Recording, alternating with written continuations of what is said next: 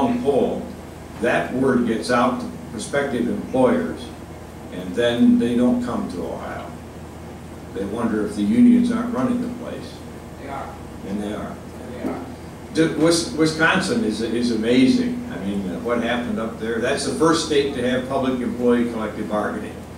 And they've cleaned up a lot of the mess that they had up there. I don't know how much money they had to spend to subsidize that effort. I have not had a report on that. I do know that the guy who does my polling also did the polling up there. And he also did the polling when Brown won in Massachusetts over the Kennedy successor. We have people who know what they're doing. We're not going to waste any money that we raise. It's a big, tough fight, and it's going to require that we have people like yourselves who will be activists in getting it done. We never have as much money. The Democrats outspent our caucus 3-1, and we went from 46 members to 59 members, and we did it because we knocked on, ladies and gentlemen, you have done this task, 1,700,000 doors across the state. Every one of our candidates who was working and had been picked out by me to get support, every one of them had a young person assigned to them. And those young people visited with me on the phone every Sunday night so that we knew what they were doing. And some of the people that I had picked out weren't doing much. And so that's wrong. We can't raise money from people and then not have activists as candidates. 1,700,000 doors. I don't think that was even done in the Taft campaign in 1950 when Senator Taft was in a war with the unions virtually. And at that time, Ohio had 30% of our public people working in unions. So, long story short, this is going to be a big battle, and if we win it, it'll change Ohio for the future. Everybody can still collectively bargain. Everybody will still have the opportunity to do what they want to do in terms of the relationship with the schools. They're not going to be able to pass all of their collective bargaining desires onto the taxpayers. Just that simple. Yes, ma'am. Speaker Batchelder, my name is Sue Ellen Oswald. This is the first meeting that I've attended, and this issue is a passion of mine. I am a career labor lawyer representing management all over the country. And I am part of a group that is a speakers bureau with expertise on Senate Bill 5. And we give presentations all over the state to inform people. And you know, I've been everywhere from Cuyahoga County down to going to Knox County to hold town hall meetings and take whatever questions come from whoever shows up. And I would really like, first of all, to say, please do not underestimate the union's effort and the liberals' efforts in overturning this law. They collected far more signatures, nearly 3 times more signatures than they had to. So I really hope that the Republicans and conservatives have an orchestrated plan as an umbrella plan for the state. And second of all, can you give us an idea, you said you're out raising money, can you give us an idea of what your plan looks like in support of Senate Bill 5 so it's not overturned? The principal thing we have to do that requires money is television. We're going to have to respond to the ad that they'll run that shows the firemen carrying the infant out of the burning building. We're going to have to tell people exactly what the bill does so that they understand that they're being lied to. Most people do not like to be lied to, not even by experts. And it's important, I think, that as that gets across, and it happened in Wisconsin, as that gets across, I think it's important that the people who realize what's going on get out and get the message out. When it's so frustrating because we tried to work with them. I don't have any desire to beat up people who are working for us at all. And my relationship with a lot of the unions is pretty good. Not on these kinds of issues, however. So I think as funds come in, and I know that I've raised money that I didn't think I could in volume. I mean, I asked one You can give corporate money. So we're going to corporations because obviously they know what this means. They know that this means that they're going to be, if they lose this, they're going to be coerced by labor unions coming into their places. And the bottom line is going to be that Ohio's going to be unfriendly to employment growth. And they know that, and they understand that. I was amazed at some of the people's quantity of giving. Let me just say that some of us have raised in the millions, but we have to keep at it. And every so often you get tired. You know, you're out driving from place to place, and you know people that you know are interested, vitally interested in this issue, and some of them are unwilling because they don't want to have trouble with the unions. I had felt, and money can be given to us through the National Governors Conference of the Republican Party, so that money is not identified as to them. We had some guys who were scared to death that they were going to make a contribution, and then the union in their plant would walk out. And never mind that they don't have a legal capacity under their contract to do that, but that would happen. This is a tough struggle because there are people here who are being misled, and as they are misled, they then mislead others, and they're willing to do things that are entirely inappropriate. Homer? The old time is of the essence. Yeah. The other side we know is out there working hard. When is our statewide organization going to really gear up on this, particularly the TV ads? Right. You know, we have a certain amount of reach within our own group here. Right. We've got to have some leadership from Casey's office and so forth. And it's got to come soon. I think the last time we reviewed the plan, when we got the polling results in, one of the things that you find out that is remarkable when you poll is what a different language makes. For example, if we talk about government workers, that's 12% better than government employees. Well, we're talking about government employees. We're not talking about government workers. And as you go through the polling, you see that kind of thing pops up, and so we're done with that. Neil's been in and out. He's got the task done. And I think Rex, you know Rex Alsace, what a character. He represents 32 conservative congressmen that were, half of them were elected in this last election. And those are the Tea Party congressmen and so forth. He's working on those things. I think they'll be up in a week. And we're going to ease our way into it. In very few weeks, there's going to be a large group of those people that are affected start congregating 5 days a week on their job, and they're going to start talking more and more and more. They've already been tapped for $54 a person, one-time fee to help fight this. You kind of didn't say that as to what happened. They were charged $50. They weren't tapped. They were charged $50 through their dues. And yeah, that's and a lot of people don't realize that either. A lot of the campaign funds that faced my people, 3-to-1 ratio, a lot of those funds come from union employees' dues.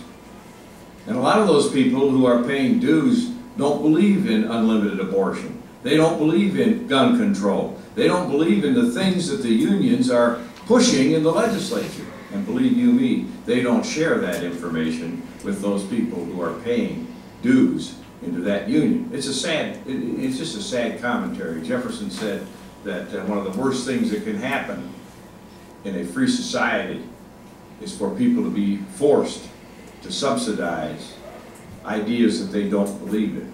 He happened to be talking about the Anglican Church in that case, but he was right as to what we face today. And so it's a battle, it's a war. I think more and more people are understanding what their unions are doing in their name, and how many people are being lied to, frankly. $32,000. We can't cut their pay. There's a contract. The Constitution of the State of Ohio, Article 1, points out that you cannot break contracts. The government cannot just break up contracts. The federal government seems to be able to do it. They can get rid of the gold standard and things like that, but the state can't. And it's just ridiculous for anybody to think that that would happen. But when they're being told that by their labor leadership, and you know, there you are. It's a tough one. Encourage the governor and the other leadership Right. to get moving on this thing. You know, we've got a big battle ahead of us. He's making 100 calls a day. Good for you. Please don't repeat that out of here. But I mean, he's at it. And every so often I'll get a phone call from him, or he pops up in my, I have an office on the 14th floor and he's on the 30th floor, which he pointed out to me probably means he's more important. So he came down into my office one day and he looks around. I have a really nice office. I didn't do it this way, I inherited it, but it is a beautiful office. He said, "You have a nicer office than I do." I said, "Yeah, Governor, this building's named after a Speaker of the House, not a governor."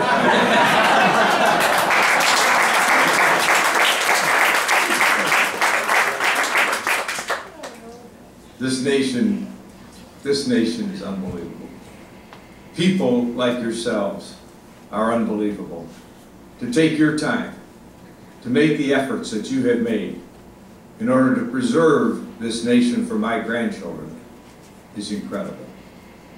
You stand alongside of those who created this nation, who understood what the 10th Amendment was about, who understood that they never ever wanted to create a central government again that could do what the Crown had done to them. And they have stood for that longer than any other nation in the history of the world. We do more great things by accident than most places do on purpose. And we have now a president in Washington whose goal is to destroy that heritage. Make no mistake about it. It seems to me incumbent upon each of us who have made the effort that we have made, I am retirement age, who have made the effort that we have made to get out there and do everything we can to preserve and protect that which the founders gave us and which is God's blessing on the world. And the premier of Czechoslovakia, after they were made free, came to Washington. The typical cynical reporter said, "What are you here for? What money are you here to get? What kind of program do you want us to do to help you?" And he said, "I'm here to thank the American people for standing beside us. For standing beside us and helping us and being a watchguard so that today Czechoslovakia is free." Just think of that. People all across the world look at us that way. That blessing is too important for us not to strive to protect it.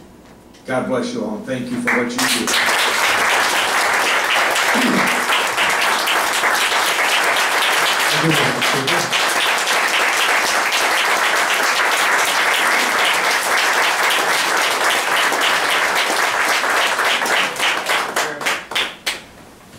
Okay, I just have a few short comments before. Can I make one comment before we get started? Yes, Homer. One thing I think the people in this room ought to know. Today is Speaker Batchelder's 45th anniversary, and he's spending it with us. Jim,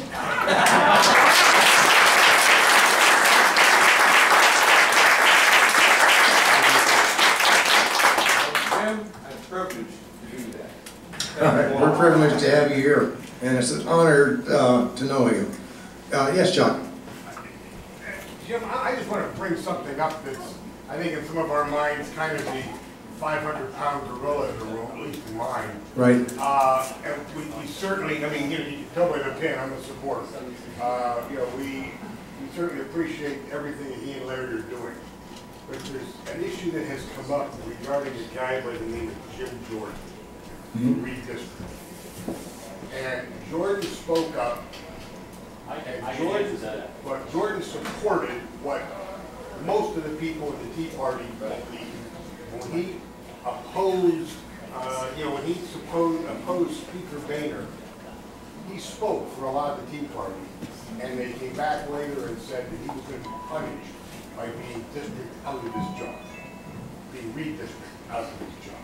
Yeah, rumor control time here. And I want to find out what the straight scoop is, because if that happens, if he's redistricted out for whatever reason, it's going to be viewed as retribution and alienate an awful lot of these boots on the ground.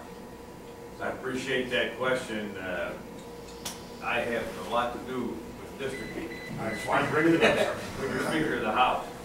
I had a call from a reporter, and he said, we've heard this rumor, we've heard this rumor, and we'd like to know what you have to say. And I say, you're already down the road too far.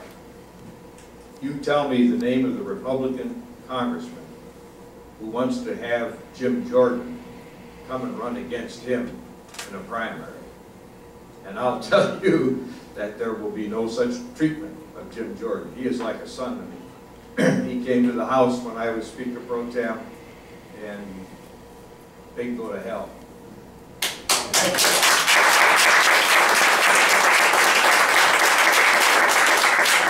That was a pretty clear answer, I think. We're glad to hear it. You bet. Okay, just a couple of final comments on the Senate Bill 5 issue. I think we're all, now that we've got the health care amendment on the ballot, our goals are two. One, to get out the vote, the people that are going to support that. But also, to many of us, to help Senate Bill 5 be preserved. Yeah, I mean, it may not be perfect, but it's a heck of an advancement. And if you're looking at a referendum, we got a real challenge because of the wording of that ballot issue. Because when you're dealing with a referendum, when voters are confused, when the issue is too complicated, if there's doubts in their mind, they instinctively vote no. Unfortunately, voting no will veto Senate Bill 5. So we've got an extra hurdle we've got to get over now. We've got to give people a reason to vote for issue number 2. We have to give them positive encouragement and actually mobilize their vote. And I think it's very clear there are positive things. It's not just the union's lying, but we have to have a balanced budget. That's the law. Okay? We get a balanced budget by reducing government costs. And that incites the economy, that increases economic activity, and that creates jobs. Senate Bill 5 is a job creator, and we need to get that message out. We'll be having a meeting this next week to try to organize our ground troops. We have some new tools available to us, and we'll be trying to get the precinct, work the precincts to identify which voters are already in favor, which are not, and which are undecided. And we got a couple of months to change the minds of those who are undecided and get them on our side. So the more volunteers we can get, the better. One question, there's only some kind of flyers come out or door hangers that we can have that actually tell people which way to vote on this? Yeah. I mean, this is a big thing. There's nothing out there, and she mentioned this. Yeah. There's nothing out there. Yeah, that's a great idea. And it's very easy to tell the voters, remember to vote yes. Yes, yes. We need the mailers to do it. We need door hangers to do it. Gotta have them. Is there an effort to put yard signs up? Is anyone making them? I think so. That part I'm not sure. Door-to-door material definitely. Yeah. When do you think the door-to-door stuff might be out? I hope it's going to be out next week. Okay. And yard signs would be a great deal. I understand you don't have a lot of money to work with. But I think the TV ads would help a little bit, but I think there should be more concentration on door-to-door. There's always been door-to-door. Right. That's our sweet spot. That's where we need to get out. Scott, did you have a question? No, just... Anyone else? Okay, Homer. Always believe in leaving a meeting on a light note.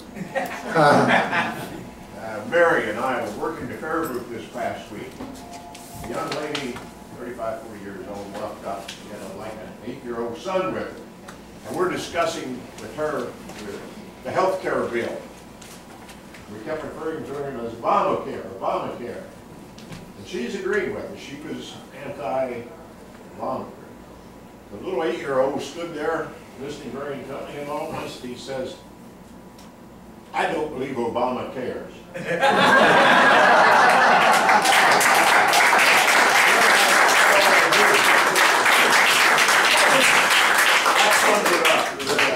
Thanks, Elmer. And Just hanging out over home, Ron. Greg, did you have a last comment? Another light note? I'll try and top that. I have my Limbaugh letter here from June 2011, and we see Rush sitting at the teacher's desk and says the left owes us an apology. Obama is behind him writing on the blackboard over and over and over again, I am sorry, I am sorry, I am sorry.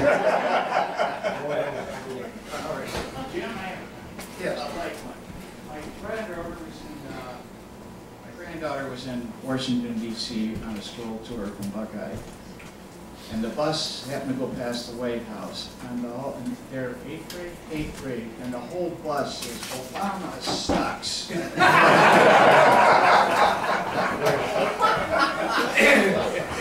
Okay, well, we have run out of time. Make sure that you're signed up on the sign-up sheet when you get a chance. We have a donation. Scott is holding it up. They say money is the lifeblood of politics, and it is for our organization. So if you can help us out, we'd appreciate it. Thank you, and have a wonderful weekend.